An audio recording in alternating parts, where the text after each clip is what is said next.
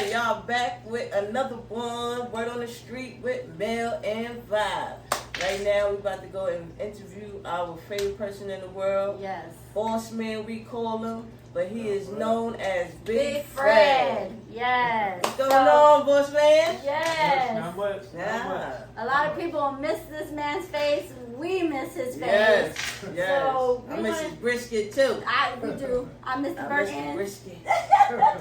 I do. I miss the Chokehold brisket. on I miss the people. I miss the whole environment at Big Fred's. So this episode with Mel and Vibe, Word on the Street with Mr. Fred. Our first episode is talking about how we met, and how we met was through Big Fred's. Yeah. So I was already working on the truck, mind you, and then Miss Vibe over here happened to pop along. Right, but we wanted to know, how did you come up with Big Fred's name for the food truck? Man, it was, I guess, when I was working at the barbecue station that I was like, can't take it no more, you know what I'm saying? Yeah. So, anyway, I closed that deal now with the barbecue station, and I was like, you know what, I'm coming with something called barbecue station. I'm go ahead and do that. So, Yeah. You know, I stuck my little bid in the business, you know what I'm saying? Yeah.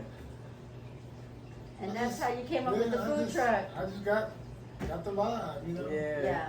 So I've known Fred way before Big Fred's came. Big Fred's, we were friends for, quite some time. Yeah. We did have that conversation about he wanted to open his own barbecue spot because he was at the time at barbecue station for about 26, 27, maybe 28 years. Yeah. So this man right here, if you ever been to barbecue station here in San Antonio, Texas, he was the man that was cooking behind the meat. Like, Right. This was the man right here. Right. He held it down at barbecue station and then lead it off to his own business with Big Fred's Barbecue.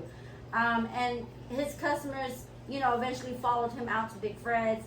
And so that's how I became part of Big Fred's, because he knew with my customer service, my personality, me being a people person, kind of worked in with the business itself. Then like maybe a year, not even a year later, Ms. Vibe came along. Yep, I came on a humbug from New York. Yeah. Yeah, I was on a job actually. I was doing DoorDash, remember? Yeah. Yeah. And I came to do a DoorDash, pick up some food for Big Fred's, and I think it was the Beetle cars. Oh, the Beetle Yeah, car the meat. Beetle car. Yeah, so the Beetle cars. Yeah. It just. I was just amazed at how someone else from another state had car meets and stuff like that going on. My uncle, he does the same exact thing. He did a lot of competitions and stuff like that in South Carolina. So, I thought it was pretty cool. So I was like, damn, I'm trying to give me a job here or whatever. But nobody else knew what was going on. I was just like, yeah, I'm about to come back and I'm about to ask them if they're going to hire someone. If they're going to hire, let them hire me, And at So that I time, asked them. Yeah. I think I asked you And I was first. like, you might need to go ask them, because I think we are looking for some people. Because at that time, we did have one or two people working on Big Fred's at the time. But at that moment, it was myself and Mr. Fred, and I think it was another female working with us. And at that time, what she's talking about is that I was hosting car meets at Big Fred's to get Big Fred's name out there even more. And one of those car meets was the Beetle Car Club, which Mr. Fred knew one of the members. He was actually the president. I think he's still the president of that of the Beatles itself. And so I kind of leaned up with him through Mr. Fred, brought them to come out, and then that's when she came out to do DoorDash and picked up an order from Big Fred's. Oh, yeah. So Right. that was one that we did. She came back and she asked for a job, and I was like, I'll think about it. Let me think about it. Yeah. And then before she left, right? Yeah. She I like, no, you know what? Come holler at me. Yeah. Yeah. And so then you came back. I came back. You know how long that was from the time that he told you to come back for an interview? It was a couple hours. It was a couple hours. It was a Yeah. couple hours. Yeah. Something I didn't know. Yeah, it was a couple of hours Wow, okay. because he was trying to schedule me in. He had a lot of stuff going on. Big Fred has always been busy when it comes down to his food. He's very hands-on. He's always been on time when it comes down to his business. Yeah. He does not play around with his food. So he was cooking, and I was like, oh, I didn't want to be a bother, but he was like, yeah, no, come through. I got the interview. We talked. We chopped it up. The vibe was cool. And he was like, well, what can I call you? And I was like, Vibe. Call me Vibe. He was like, all right, Vibe. And then I think I went to do another DoorDash. And then like a couple hours later, he was like, yeah, come on back. I'm going to get you your shirts and stuff like that. Welcome to the team. And I was like, cool. At that point, it was brought to my attention that she got hired officially to work on Big Fresh Truck. So at that time, it kind of worked because the young lady that was working with us kind of went off and did her own thing right after she got hired. So it kind of worked out to where she came in and filled in that young lady's spot to work with us on the food truck. And I was full-time with Big Fred. So it was like open to close thing between me helping him, and it was always me and him on the truck. So for quite some time before Vibe even got hired, I was up, I was helping him a lot on the food truck.